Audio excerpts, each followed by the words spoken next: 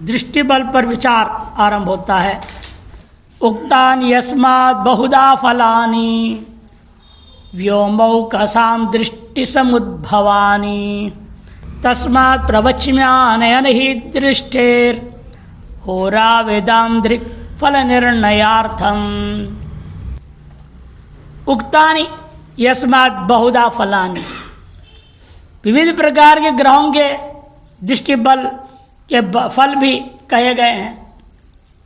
अतः तस्मात् मैं भी प्रवच्मि, मैं भी कहूँगा, आनयन ही दृष्टि है, दृक् बल के आनयन में गणित करने की प्रक्रिया और होराविदों के अनुसार दृक् फल का जो निर्णय करने के लिए अत्यंत आवश्यक बातें हैं उसको भी मैं यहाँ कहूँगा। व्योमौकसा, व्योम ही है ओकस, आकाश ही है घरजन का, जो ग्रहों के लिए कहा जाता व्योमौकसाम ग्रहाणाम दृष्टि समुद्भवानि फलानि, दृष्टि समुद्भव फल उक्तानि बहुधा उक्तानि यस्मात् तस्मात् अहमपि वच्मि, इसलिए मैं भी कहना चाहता हूँ। आकाश है घरजन का, ऐसे ग्रह उनके दृष्टि से उत्पन्न होने वाले फलों का बहुत प्रकार से लोगों ने कहा है, इसलिए मैं भी कहूँगा दृक् बल को आनयन करने की प्रक्रिया क्या है। होराविदाम दृक् फल निर्णयार्थम, ज्योतिष शास्त्र को जानने वाले को दृक् बल का निर्णय करने में उपयोगी जो दृक् बल के साधन प्रक्रिया मैं बताऊंगा। दृष्टि साधन, अपास्य पश्यन् निज दृश्य खेटाद एकादिशेष ध्रुवलिप्तिका स्यु पूर्णम खवेदास तिथयोक्षवेदा खम षष्टिरभ्रम शरवेद संख्या तित्यखचंद्रा व्यदभ्रतर्का शेषांग घातैश्य विशेष घातात लब्धम खरामैर अधिकोण कैश्ये स्वर्णम ध्रुवेथा स्फुट दृष्टिलिप्ता।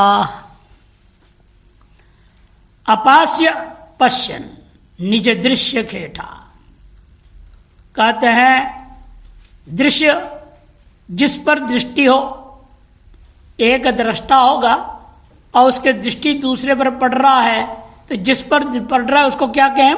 दृश्य। आपकी दृष्टि घड़े पर पड़ा, घड़ा क्या हो गया आपके लिए? दृश्य हो गया। एक ग्रह का दृष्टि दूसरे ग्रह में पड़ रहा है, जिस ग्रह का दृष्टि पड़ रहा है उसको हम कहेंगे दृष्टा, जिस पर पड़ रहा है उसका नाम दृश्य। तो दृश्य जो ग्रह है जिस पर दृष्टि पड़ी है उस ग्रह से, उस ग्रह का जो स्पष्टमान है उससे क्या करना? दृष्टा जो ग्रह है, देखने वाला जो ग्रह है उसको घटा देना। घटाने से अपास्य माने घटाना। पश्यन निज दृश्य खेटा अपास्य, निज दृश्य का खेट से दृष्टा का जो गण जो स्पष्ट है उसको घटाइएगा। घटाकर देख लीजिए क्या शेष बच रहा है। एक है, दो है, तीन है, चार है, पांच, कितना शेष है? हाँ, शेष के ऊपर निर्भर है। शेष 12 तक हो सकता है ना? शेष जो है, क्योंकि 12 राशि है, अधिक से अधिक 12 शेष होगा। 1 से 12 शेष हो सकता है। उनका क्रम से बता रहे हैं। ध्रुवलिप्तिका स्यु, एक आदि शेष है, एक आदि जो शेष बचेगा उनकी जो कलाएं हैं, ध्रुव निश्चित जो कलाएं हैं वो बताया जा रहा है। क्या है? एक शेष है तो पूर्णम, पूर्णम माने शून्य, और खवेदा 2 शेष है तो खवेदा, ख माने शून्य, वेद माने 4 माने 40। 3 शेष बचा तिथया माने 15 संख्या 15, और 4 बचा है तो अक्षवेदा, अक्ष माने 2, वेद माने 4 माने 42, और 4 के बाद कितना बचा? 5 बचा है तो ख माने 0, 6 बच गया तो षष्टि 60 पूरा, 7 बचा है तो अभ्रम माने 0, और 8 बचा है तो शर और वेद, शर बने 5, वेद बने 4, यानी 45 संख्या होगी। और 9 बच गया है तो तिथ्या मैंने पुनः 15, 10 बचा है तो ख और चंद्र, ख मैंने 0, चंद्र मैंने 1, मैंने 10 हो गया। और 10 बचा है तो 10 हो गया, और 11 बच गया तो व्यत मैंने 0, और 12 बचा है तो अब्र तर्का 0 और 6, अब्र मैंने 0, तर्क मैंने 6, कुल 60, पूरी 60 कला। इस प्रकार से शेषांक घातैष्य विशेष घातात। फिर क्या करना आपने, इस प्रकार प्राप्त जो ध्रुवा है, ये जो ध्रुव प्राप्त हो गया, ये निश्चित है ना, ये ध्रुव होगी, ध्रुव संख्या होगी। 1 शिष्य तो इतना, 2 है तो इतना, ध्रुव संख्या हो गया। ये जो प्राप्त ध्रुव संख्या है उसको क्या करना, इसी के अग्रिम ऐश जो होगा उससे घटा देना। अग्रिम ऐश किसे, शेषांक घातैष्यो, अग्रिम ऐश ध्रुवा के अंतर से क्या करना आगे, विशेष घातात, अंतर से दृश्य और दृष्टा ग्रहों के जो अंशादि का अंतर है उससे उसको गुणा कर देना है। शेष अंक का आया हुआ है उसके घात कर दो, घटा देना, और विशेष घात से भी क्या करना है, जो भी लब्ध होगा वह खरामई, ख मने 0, राम ने 3, 30 से उसको भाग कर दो। जब 30 से भाग कर दोगे, जो भी लब्धि प्राप्त हो उसे ही ऐशी ध्रुवा से अधिक हो तो जोड़ना, और ध्रुवांक से अल्प हो तो घटा देना, तब आपको स्पष्ट दृष्टि बल प्राप्त हो जाएगा। दृष्टांत दे रहे, देखिए उदाहरण है। वहां जाने से पहले या 1 नंबर टिप्पण में श्लोक दिया है जिसका अर्थ करना बड़ा कठिन है, आधा अधूरा है, सही नहीं है यह श्लोक, इसलिए अर्थ भी नहीं कर रहे हैं। कह रहे स्वयं ही देखो, नीलकंठी टीका है 1, 2, 11, 12। दृष्टि साधन हेतु विविध प्रकार के नियम ग्रंथों से मिलते हैं।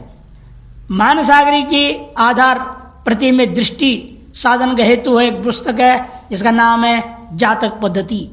उसका निम्नलिखित पद्य मुद्रित था जो सुस्पष्ट नहीं है।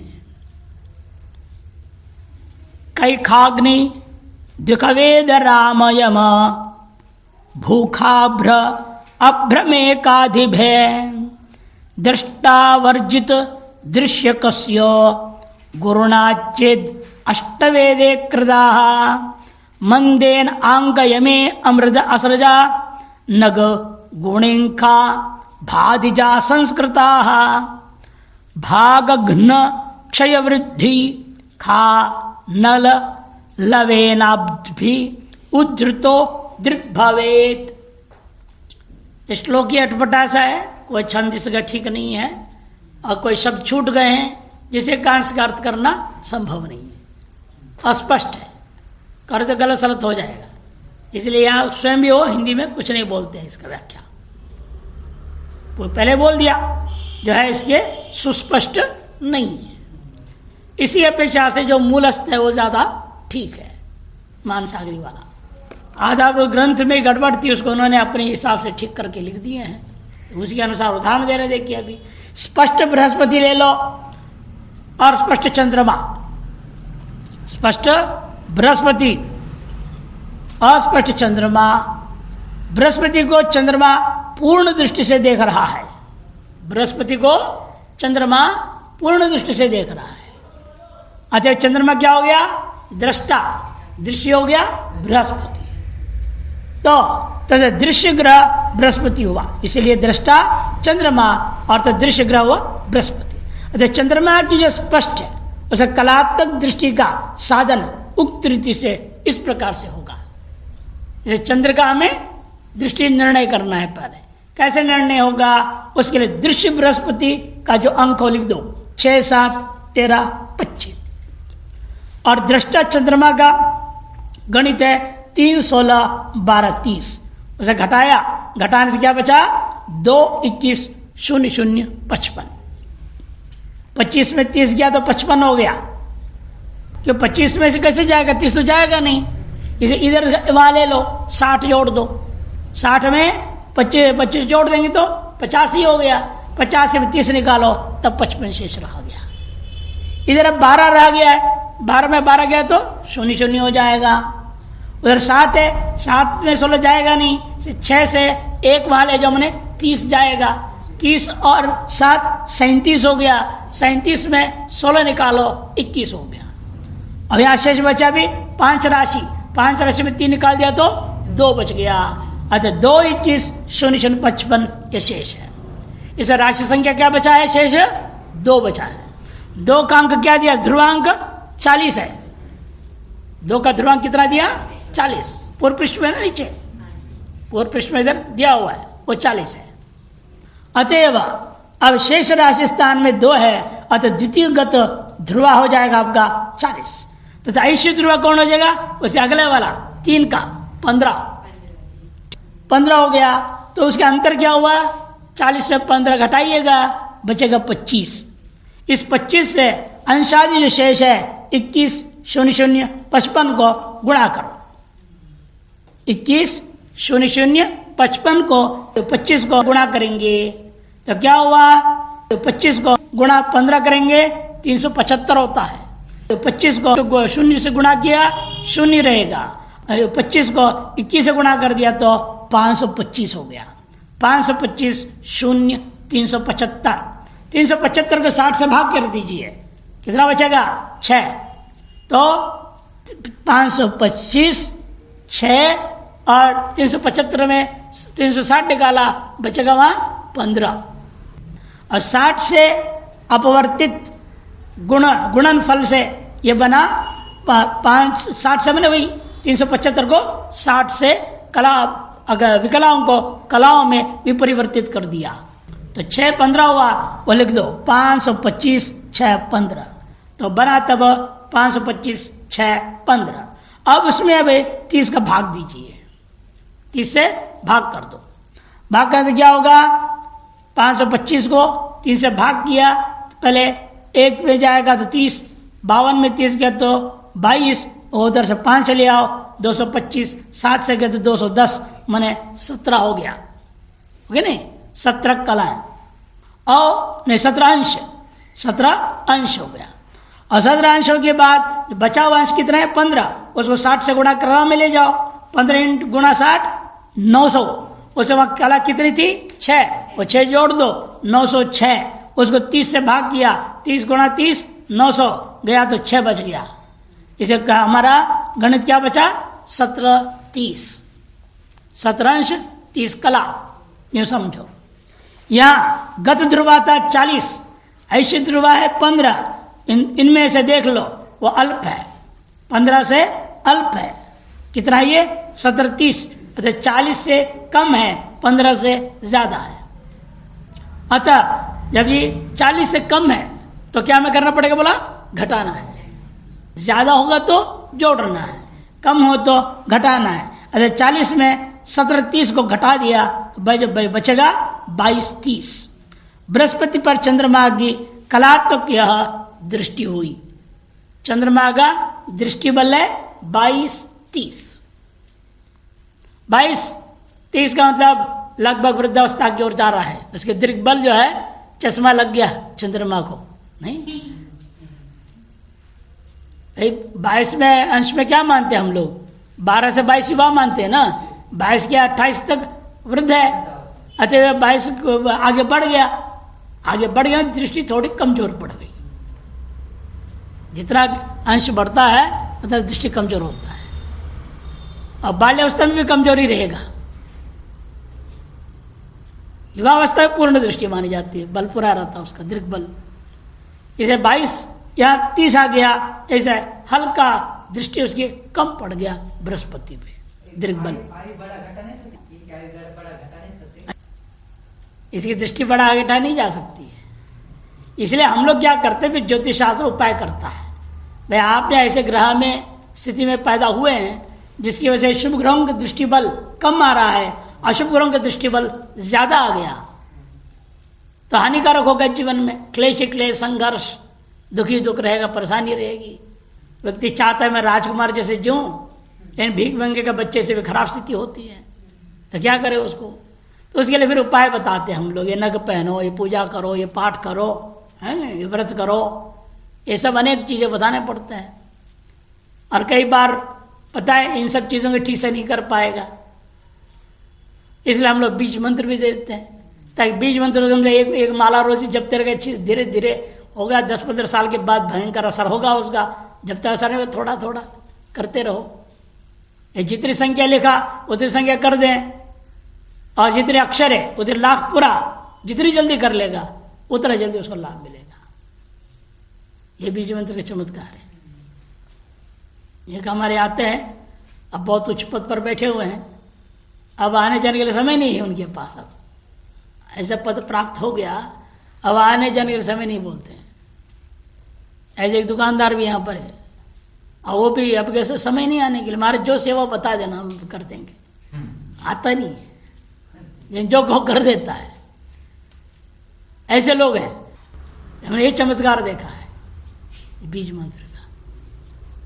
उसने ये किया, कर्जा उठा करके उसने पंडित से उतने लाख जप करवा दिया, खुद तो करता ही है रोज 11 बाला, संख्या पूरी करने में बहुत टाइम लग जाएगा, इसे पंडित को लगा दिया, पैसा नहीं देने पंडित को, कर्जा लिया,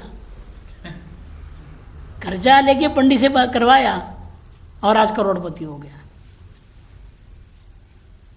तो ये चमत्कार है बीज मंत्र का। इसीलिए हम ये करते हैं, उपयोग करें ना करें, हम अपनी ओर से दे देते, ले जा, फ्री में ले जा। उपयोग करते नहीं लोग, क्या करें। जिसने उपयोग किया हमने कहा सबका राम खूब बढ़िया चल रहा है। इस तरह से लोग लाभान्वित हुए हैं। इसलिए ये नहीं कि दृग्बल कमजोर है तो भुगतना ही पड़ेगा, ऐसा नहीं, उसका प्रायश्चित करो। योग्य विद्वान से, ज्योतिष के विद्वान से जानकारी लो, जो उपाय साधन बताएंगे वो करो, तो अपने आप दृग्बल बढ़ जाएगा। वैसे आप बदल नहीं सकेंगे, प्रायश्चित जो विधान है वो करना पड़ेगा। यहाँ तो कर्मकांड करने पड़ते, क्योंकि कुकर्म किए हुए हैं, तभी तो ऐसे कुदृष्टि या अल्पदृष्टि वाला के ग्रस्थिति में पैदा हुए हैं। तो उसके अनुसार प्रायश्चित करो तो अवश्य क्यों नहीं होगा, लाभ होगा। ये गणित इन्होंने चंद्र के दृष्टि के बता दिया। इसी प्रकार सूर्य आदि सब ग्रहों का भी आपको गणित कर लेना है। अब आता है भाव बल। भाव बल बता रहे, भावानं बलमीशजंच नृ चतुष्पादाख्य कीटाम्बुजाः जायाम्बाद्य खभो निताः खलु ततो दिग्वीर्यवत्तद्युतं तद्दृष्ट्यंग्रियुग उग्रष्टिचरणोनं ये दृग्युग पुनः चतुष्पाद शनीय कीटाम्बुजाः दीर्घविनीय भावानां बलम ईशजंच बलम, भावों का बल और भावेश का बल, भावों के ईश भावेश दोनों का फल। उन दोनों के बल तय करने के लिए पहले भावानां बलम ईशजंच बलम माने भावेश का भी फल। नृ चतुष्पादाख्य कीटाम्बुजाः, राशियों का विभाग किया गया है। आपको पहले इसमें भी गया है, वश्य जो कूटों का वर्णन किया था, विभाग के लिए जो कूट देखते हैं उसे वश्य कूट में आता है। द्विपाद, चतुष्पाद, जलचर, वनचर, कीट, 5 भाग है 12 राशि का। इसे पृष्ठ संख्या 135-95, पृष्ठ संख्या 135 में जहाँ राशियों का वर्णन किया है, नक्षत्रों का नामाक्षर का वर्णन वगैरह है, उसी में वश्यकूट का भी वर्णन है। वह वश्य जो है कोष्टक में देखिएगा क्रम से दिया है। नृ मने यहाँ पर श्लोक में नृ को द्विपाद मिला के नहीं, 135 में बीचों बीच में है लगभग, उसमें दिया देखिए। वो नक्षत्र चतुष्पाद है, कौन सा? मेष राशि चतुष्पाद, फिर मेष राशि चतुष्पाद, मेष चतुष्पाद, वृषभ भी चतुष्पाद, वृषभ भी चतुष्पाद, फिर चतुष्पाद, मिथुन आया द्विपाद। द्विपद, द्विपद नृ, उसको नृ सबसे बोलते। आदमी कितने पैर का होता है? आपके पास 2 ही पैर है ना, तो इसलिए नृ का अर्थ द्विपाद। द्विपाद वाला राशि मिथुन है, देख लो। उसके बाद आता है कर्क राशि, जलचर जलचर जलचर। फिर है सिंह राशि, वनचर है ये। फिर द्विपाद आ गया कन्या राशि, और तुला राशि भी द्विपाद है, और वृश्चिक राशि कीट। फिर धनु राशि का आधा जो द्विपाद है, आधा चतुष्पाद है। मकर राशि आधा चतुष्पाद है, आधा जलचर है। फिर कुंभ राशि द्विपाद है, मीन राशि जलचर है ना। उसी को यहां पर दे रहे हैं श्लोक में, नृ मन द्विपाद, चतुष्पादाख्यो, फिर कीट, फिर अंबुजाहा, अंबु मने जल, जलजाहा मने जलचराहा, जलचर। क्रम से लेना है। इनके भाव से किन भाव में गया? जाया सप्तम भाव, अंबु चतुर्थ भाव, आद्य लग्न भाव, और ख मने दशम भाव। भ से ऊनीता, इनसे घटा दो। जो भी सप्तम भाव में है, चौथे भाव में है, प्रथम भाव में है और दशम भाव में है, क्रमशः यदि द्विपाद हो तो जाय भाव वाले से घटा देना। सप्तम भाव, जाय भाव में वो भाव नहीं लेना, लगन के साथ तो नहीं। जिस ग्रह का आप जिस भाव का बल निकाल रहे हैं उस भाव से सातवां। मान लो तीसरे भाव का आपने बल देखना है, तीसरे भाव से सातवां घर कौन बनेगा? सामने 9वां। 3 के साथ में 9 पड़ेगा ना सामने, वो 7वां बनेगा। नहीं समझ में आ रही? सीधी सी बात है। जिस किसी भी भाव को आप बल देखना चाह रहे हैं और भावेश का बल तय करना चाह रहे हैं, उस भाव से गिनना है 7वां, चौथा, प्रथम और 10वां। उसी भाव को लगन मान लूंगा, लगन का तो उसी भाव को लेना है। नृ मने द्विपाद वाला राशि, चतुष्पाद वाला भाव में कौन सी राशि देख लो। भाव में हर एक भाव का अलग अलग राशि होगा। जो भी राशि आया हुआ है लगन के ओर निर्भर है, अलग अलग नंबर लिखोगे अब अलग राशि रहेगी। तो जो भी राशि है वो द्विपाद का राशि है क्या, जिस भाव से आप ले रहे हैं, या जिस भाव से ले वो चतुष्पाद राशि है, या वो कीट राशि का है, या वो जलचर राशि है, कौन सा राशि है उस भाव में। फिर वहां से 7, 4, 1 और 10 में जो घर आ रहे उनमें जो भी रहेगा उसके जो स्पष्ट है ग्रह वगैरह उसे घटाओ, उसको ऊनिता घटाना है। खलु ततो दिग्वीर्यवत तद्युतम, दिग्बल के समान बाकी गणित उसका भी कर लेना। दिग्बल का जो बताया गया वैसे इसको भी कर लेना, कह देते। तद दृष्टि अंग्रियुक्त, यदि वह चतुर्थांश, यदि उसकी दृष्टि से चतुर्थांश को जोड़ना, शुभ ग्रह हो तो शुभ ग्रह का चतुर्थांश को जोड़ना, उग्र मान अशुभ ग्रह हो तो घटाना, है ना। चरण ऊनम, एक पाद घटाना है, चौथांश चतुर्थांश घटाना है। शुभ ग्रह हो तो चतुर्थांश जोड़ो, अशुभ ग्रह हो तो चतुर्थांश घटाओ। किंतु ज्य इज्य, ज्य मने बुध, इज्य मने गुरु, इन दोनों के लिए दृग्युक्त पुनः, उन दोनों के लिए पूर्ण बल माना जाता है, घटाना बड़ा नहीं होता है। देखिए आगे स्पष्ट बता रहे हैं ये हिंदी वाले। प्रत्येक भाव के स्वामी ग्रह का बल उस भाव का भी बल होता है। ग्रह बल जो भाव बल है वही उस भावेश का बल, अलग दो गणित नहीं है। जो भाव बल की गणित बता रहे हैं वही भावेश का भी बल का गणित होगा। इसके अतिरिक्त विशेष बल तय करेंगे इस प्रकार से। यदि किसी भाव में नृ द्विपाद संचक राशि हो तो उससे सप्तम भाव को लो, चतुष्पाद संचक राशि हो तो चतुर्थ भाव को ले लो, कीट संचक राशि हो तो लग्न भाव को ले लो, जलचर संचक राशि हो तो उसमें दशम भाव को घटाना है।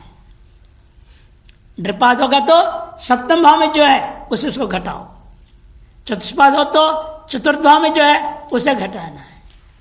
यदि वहां पर कीट संजक राशि हो तो लग्न भाव में जो है उसको घटाना है, और जलचर संजक राशि हो तो जो दशम भाव में है उसको घटाना है। जो शेष बचे उससे दिग्बल साधन की रीति से ही बल आनयन करना है। जो शेष बचेगा उस शेष को रख लो, और इससे आगे का जो गणित है दिग्बल में जैसे किया गया वैसे गणित से भाव बल निकाल लेना है। अर्थात शेष यदि 6 राशि से अधिक हो तो उसे 12 से घटाकर शेष के अंशादि मान को 3 से भाग देने पर लब्धि जो होगा वह दिग्बल बन जाए, भाव बल बन जाएगा। इस साधित बल को पुनः भावेश ग्रह के बल में जोड़ ले। भावेश का जो बल है उसमें इसको जोड़ देना। जोड़ने के अनंतर इसके अनंतर भाव पर जिन जिन शुभ ग्रहों की दृष्टि हो तो उन ग्रहों के बल को योग का चतुर्थांश उक्त योग जोड़ने तथा जितने पाप ग्रह की दृष्टि हो उन ग्रहों के बल योग का चतुर्थांश घटाने से, शुभ ग्रह हो तो चतुर्थांश जोड़ना है, और क्रूर ग्रह हो, अशुभ ग्रह हो, पाप ग्रह हो तो उनके चतुर्थांश को घटाना है। घटाने से भाव का स्पष्ट बल सामने आता है। यदि बुध और बृहस्पति की दृष्टि हो तो इसके पूर्ण बल का योग करना चाहिए। पूर्ण बल को हमेशा जोड़ना ही है, घटाना नहीं कुछ। जितना बल है वो पूरे के पूरे, बाकी में क्या है चतुर्थांश मात्र जोड़ना है या चतुर्थांश मात्र को घटाना है। इस तरीके से आपने भाव बल और भावेश बल को तय कर लेना है।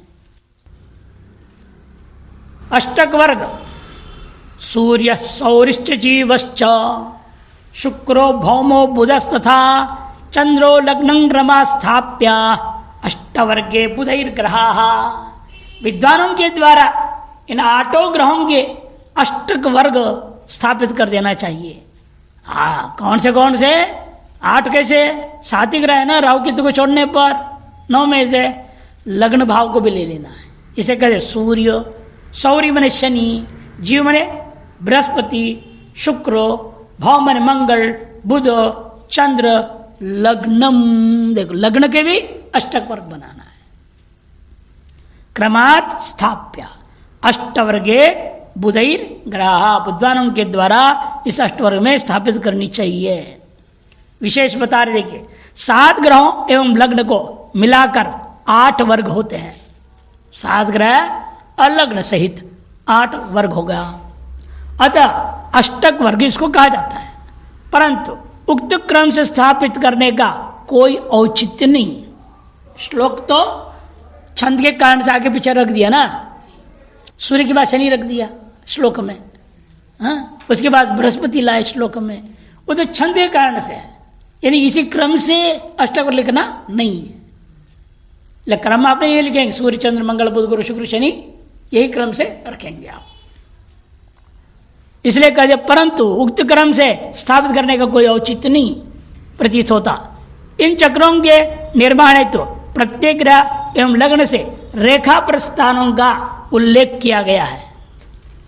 एक तो रेखा प्रद है और दूसरा बिंदु प्रस्थानों का उल्लेख है। उसी के अनुसार प्रत्येक ग्रह एवं लग्न का पृथक पृथक चक्र बनाकर विहित स्थानों में रेखा तथा बिंदुओं का स्थापन करना चाहिए। सविद्य हेतु रेखा बिंदु प्रस्थानों का विवरण प्रस्तुत है। विशेष ज्ञान हेतु देखें बृहत पराशर होरा शास्त्र उत्तर भाग में अध्याय 66 से 72 तक।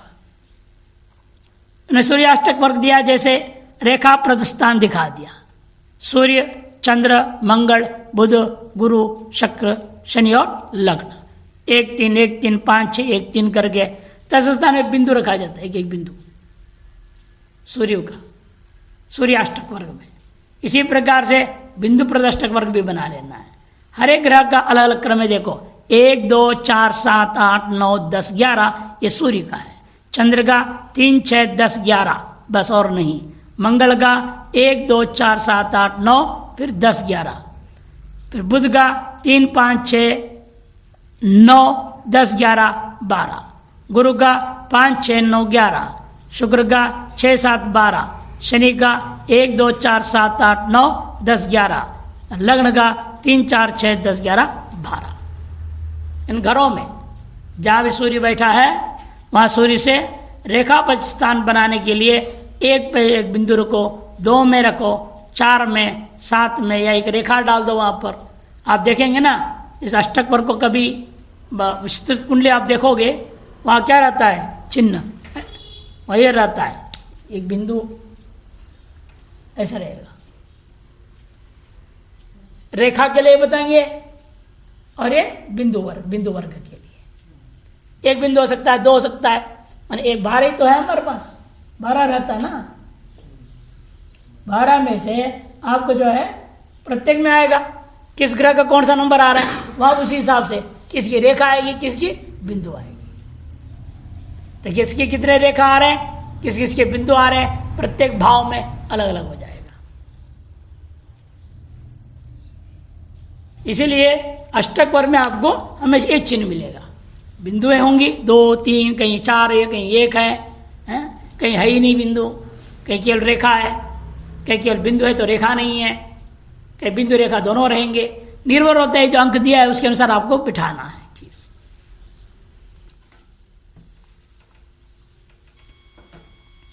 एवं बिंदु प्रस्थान चक्र सूर्याष्टक के लिए दिया।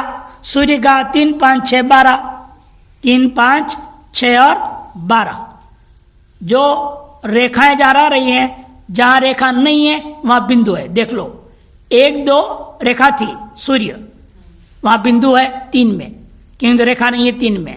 ठीक, 4 में रेखा है, अतः 5 और 6 यहां बिंदु हो गया। 7, 8, 9, 10, 11 में रेखा है, अतः 12 में बिंदु हो गया। ठीक हो गया ना। इसी प्रकार चंद्र आप देखेंगे सूर्याष्टक के अंतर्गत चंद्र का 3 दिया है इन्होंने रेखा, अतः 1 और 2 में बिंदु, और 4, 5 में रेखा नहीं है, इसे 4, 5 बिंदु हो गया। 6 में रेखा है, 7, 8, 9 में रेखा नहीं, इसे 7, 8, 9 बिंदु हो गया। 10, 11 में रेखा है, 12 में रेखा नहीं है तो वहां बिंदु हो गया। समझ में आएगा ना दोनों। ऐसा हर एक अष्टक के में 8 को लेकर के आपको चिन्ह बनाना है। 10 का फल बाद में बताएंगे, प्रत्येक वर्ग का फल आगे बता रहे हैं। इस प्रकार से आपको सूर्याष्टक, चंद्राष्टक, भौमाष्टक, बुधाष्टक, जीवाष्टक, शुक्राष्टक और शन्याष्टक, लग्नाष्टक वर्ग वर्णन किया गया है। इन रेखा एवं बिंदुओं का फल क्या है? रेखा एवं बिंदुओं का फल क्या है? सूर्य रेखा का फल, सूर्य बिंदु का फल, चंद्र रेखा का फल, चंद्र बिंदु का फल, ऐसा हर ग्रह का रेखा और बिंदु का फल बता रहे। देखिए, वर्तते रवि रेखा च शत्रुणांच पराजय सा सिद्धिरेवात्र भावजेयम उपस्थिता। भावजा यम उपस्थिता। जहां पर सूर्य की रेखा हो, जिस भाव में सूर्य की रेखा हो, उस भाव में सूर्य के जाने से क्या होता है? शत्रुणांच पराजय। यत्र रवि रेखा वर्तते, जहां पर रवि रेखा है वहां पर जैसे ही उस भाव में सूर्य के जाने से शत्रुओं को पराजय कर लेगा। सहसा सिद्धिरेवात्र, अकस्मात सकल कार्य की सिद्धियां होने लगेंगे।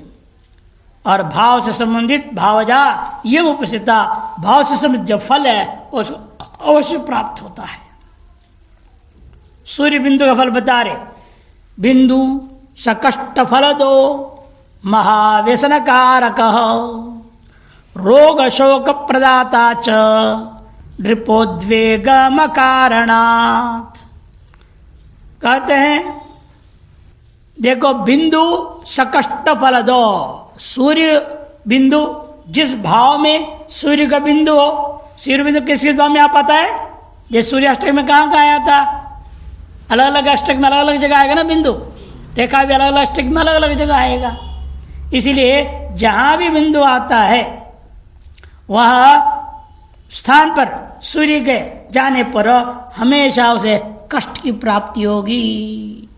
जिस भाव सूर्य के बिंदु हो उस भाव में जो सूर्य के जाने पर कष्ट की प्राप्ति होगी। इसका मतलब क्या है? जहां बिंदु वहां सूर्य के जाने का मतलब क्या होता है? जहां सूर्य की रेखा है वहां सूर्य के जाने का मतलब क्या है? गोचर को ध्यान देना पड़ता है। तो गोचर में वर्तमान में देखो कौन सी भाव में बैठा हुआ है, राशि में है। वो राशि वहां आपकी जन्म लग्न अष्टक वर्ग में किस भाव में आ रहा है, वहां यदि उस रेखा का है या बिंदु है। गोचर काल में सूर्य जिस राशि में रहता है वह राशि आपकी जन्म कुंडली में जिस भाव में है, उस भाव में रेखा है या बिंदु है, देखो उसके अनुसार आपको फल निश्चय हो जाएगा। तो बिंदु होगा तो बताइए, एक तो सबसे पहले कष्ट फल प्रदायक हो जाएगा, महाव्यसन कारक हो, और दुर्व्यसनों में आपकी प्रवृत्ति होने लगेगी। रोग शोक प्रदाता च, रोग और शोक की प्राप्ति होगी, तथा अकारण ही राजकीय उलझनों में पड़ जाओगे। ड्रिपोद्वेग, ड्रिप मेरे राजा गुस्सा हो जाएगा बिना कोई कारण, अकारण बिना कोई कारण जो है राजा माने या शासन वर्ग की ओर से आपको प्रताड़ना मिलेगी, परेशान करेंगे बेमतलब। इनकम टैक्स वाले घुस जाएंगे, डरा देंगे, परेशान कर देंगे। नहीं, एक झूठे कोई आरोप लग जाएगा, पुलिस आ जाएगा, क्या करें? झूठा आरोप उसे भी पता है झूठा है, तो क्या पैसे खाने आ जाएंगे, पैसे खिलाओ पिलाओ, नहीं तो केस कर देगा झूठा। इसे राजकीय शासन के लोगों के द्वारा अनेक प्रकार से उसको कष्ट प्राप्त होता है। जिस भाव में सूर्य बिंदु है उस भाव में सूर्य का प्रवेश, मान उस भावस्थ जो राशि है उस राशि में गोचर में सूर्य का प्रवेश हुआ है, तो ये तार फल उस व्यक्ति को प्राप्त हो जाता है।